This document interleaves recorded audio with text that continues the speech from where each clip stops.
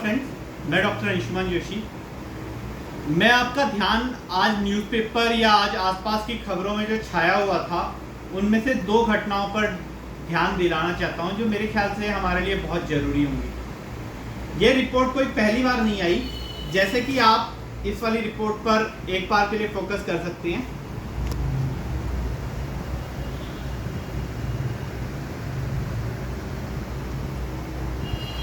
भारत के मरीजों पर बेअसर हो रही एंटीबायोटिक्स।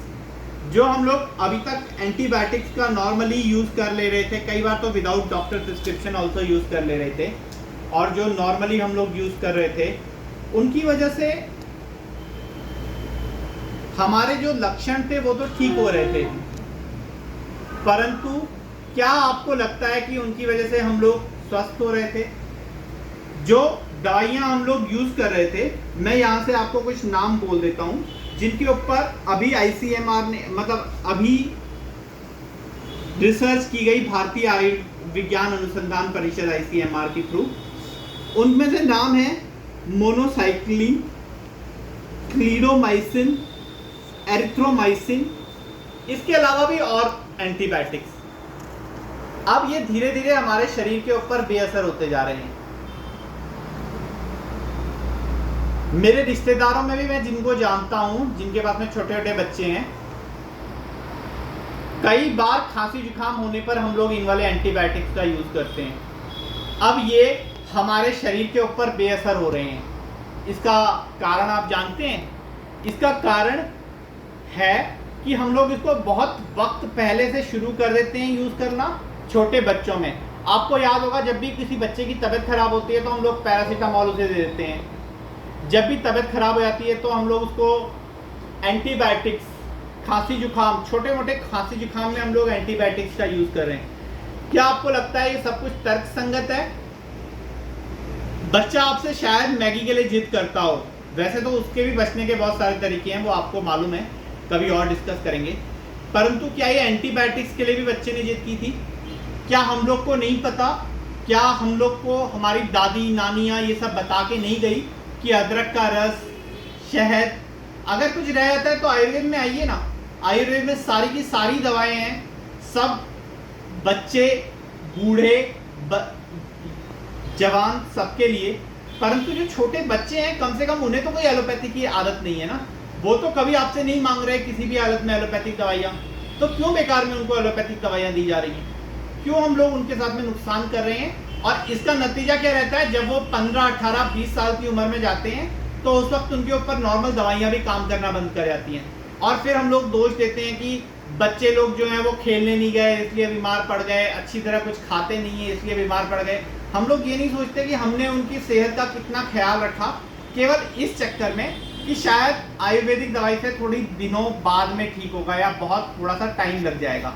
मैं आपको बता सकता हूं, क्योंकि मैं आयुर्वेद प्रैक्टिस में हूं पिछले 10 सालों से, कि ये वाली बात भी पूरी तरह सच नहीं है कि हर बार आयुर्वेदिक दवाई से ज़्यादा टाइम लगता है। कई बार आयुर्वेदिक दवाई से कम टाइम लगता है, बट उसके बावजूद हम लोग कंटिन्यू नहीं होना चाहते आयुर्वेदिक दवाइयों पे।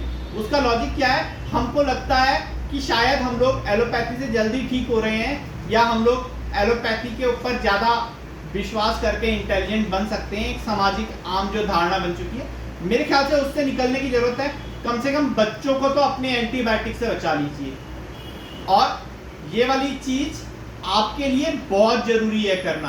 अन्यथा अभी तो तब भी 30 या 40% बच्चे बीमार होते हैं 20 साल की उम्र में। कुछ समय बाद में आप लोग देखेंगे कि बहुत बड़ी तादाद, शायद 70-80% बच्चे जो हैं वो बीमार हो रहे हैं 20 साल की उम्र में। और उस वक्त तो उनको डांटते हुए याद रखिएगा, उसका एक कारण आप भी हैं। आप लोगों को वक्त पे अपने आलस चढ़ा हुआ था, जिसकी वजह से वो लोग पूरी तरीके से रिकवर नहीं कर पाए, और हम लोग उनको एलोपैथिक दवाइयों में लेके, और उसकी वजह से अब उनको एलोपैथिक दवाइयों ने भी काम करना बंद कर दिया है। दूसरी थी अनुपम श्याम जी के गुजरने की, उससे आप देख सकते हैं, ये एक बहुत मशहूर चेहरा थे।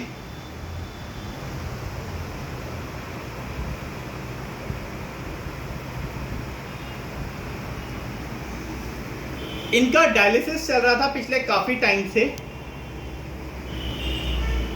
थोड़े ठीक हुए, कुछ प्रोग्राम्स की एक्टिंग करने, कुछ प्रोग्राम्स में एक्टिंग करने के लिए भी गए, लेकिन अब जब ये गुजरे हैं तो he has pass because of multiple organ failures. इस वाली चीज के बारे में मैं आप लोग का ध्यान हमेशा आकर्षित करता हूं। लॉजिक क्या है कि हम लोग जिसको समझ लेते हैं कि अगर डायलिसिस पे ये गए हुए थे तो ऑब्वियसली इनकी किडनी वीक थी, है ना। तो डायलिसिस का मतलब क्या होता है पहले ये समझ लेते हैं। जब हमारी किडनी फंक्शन नहीं कर रही होती तो हम लोग क्या करते हैं, एक मशीन के थ्रू अपने खून को गुजारते हैं और वापस से उस खून को शरीर के अंदर एंटर करवा देते हैं। उस वाले प्रोसीजर को कहते हैं डायलिसिस। अब सुनने में कोई गलत बात नहीं है, एकदम सही चीज़ है। अगर हमारे खून में कोई, हमारी किडनी काम नहीं कर रही होगी तो हम लोग क्या करेंगे, मशीन का सहारा लेके आदमी कोई जिंदा रहता है तो अच्छी बात है ना। लेकिन दोस्तों, क्या डायलिसिस करते हुए हमारे जो बाकी शरीर के ऑर्गन है वो ठीक होते हैं? क्या हमारी क्वालिटी ऑफ लाइफ इंप्रूव होती है? क्या हमें जिंदगी भर हमारी किडनी, हमारा शरीर एक दूसरी मशीन का मोहताज नहीं हो सकता? आप कभी भी, हम में से ये आजकल किडनी की बीमारी ना बहुत इजीली फैल रही है, और यकीन मानिए मेरे पास में करीमगंज में कम से कम 8 से 10 लोग हैं जो लोग अलग अलग किडनी की बीमारियों का इलाज करवा रहे हैं आयुर्वेद के थ्रू।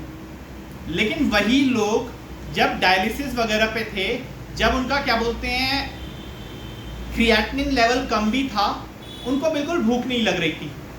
उनके कई बार अलग अलग हाथ पांव में पानी जो था वो इकट्ठा हो जाता था, सूज जाते थे हाथ पांव।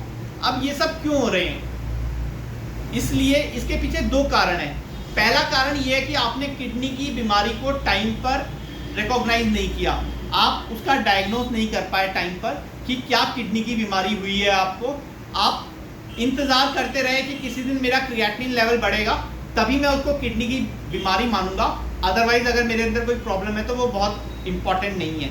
ये क्या होती है किडनी की बीमारी, हम लोग इनको जल्दी कैसे पहचान सकते हैं, इसके बारे में मैं आपके लिए एक दूसरा वीडियो बनाऊंगा। दूसरा पॉइंट है उसके बाद का ट्रीटमेंट।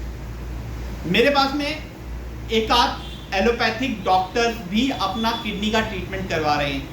आपको लगता है जो डायलिसिस आपको पता है या जो डायूरेटिक्स खा के आप अपने उसको क्रिएटिनिन को कम कर रहे हैं, क्या आपके डॉक्टर को नहीं पता वो वाली बातें? क्या उस एलोपैथिक डॉक्टर को नहीं पता जो आयुर्वेद का सेवन कर रहा है? उनको भी पता है। वो इसलिए नहीं कर रहे हैं एलोपैथी का सेवन, वो इसलिए आयुर्वेद का सेवन कर रहे हैं क्योंकि उनको पता है कि किडनी के फंक्शन करने में और क्रिएटिनिन के कम होने में फ़र्क क्या है। और हम सारे के सारे लोग उस वाली चीज़ को भूल जाते हैं। ये जो एक्टर अनुपम श्याम थे, भगवान इनकी आत्मा को शांति दे, मेरे को भी इनका काम बहुत अच्छा लगता था।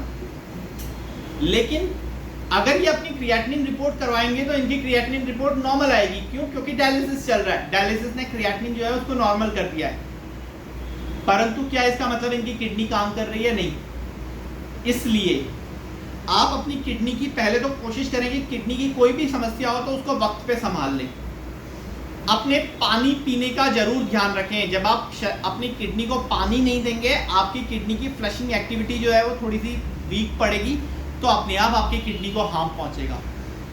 छोटी मोटी चीजें, बार बार होने वाला यूटीआई, पथरी, इन चीज़ों को बहुत इग्नोर मत कीजिए। ये मत सोचिए कि एक बार ये ठीक हो रही है, हमारा दर्द हमको नहीं हो रहा है, हमारी खुजली गायब हो जा रही है तो वी आर ओके।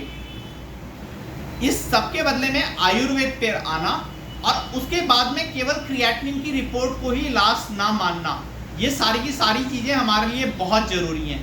अब हम लोग किडनी की बीमारी को जल्दी कैसे पहचान सकते हैं, हम लोग किडनी का क्या इलाज कर सकते हैं अपने आप से, क्या हमें कब करना शुरू कर देना चाहिए, ये वाली सारी की सारी चीज़ों पे मैं कभी और वीडियो बनाऊंगा।